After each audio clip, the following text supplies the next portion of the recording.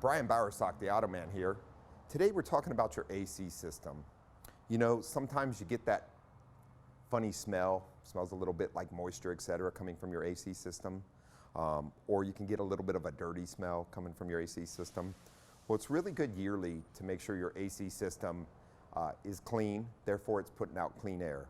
There's a couple things you can do to make sure you keep your AC system blowing out fresh air and keeping from contaminants, mold, spores, etc., blowing into the passenger compartment. If you have asthma, take older people around, have small children, some of these things can affect them. So number one is replacing the cabin filters inside. This actually filters the air that comes in from the outside before it's blown through the evaporator core in your AC system. The evaporator core is what can often build up spores or mold on the system.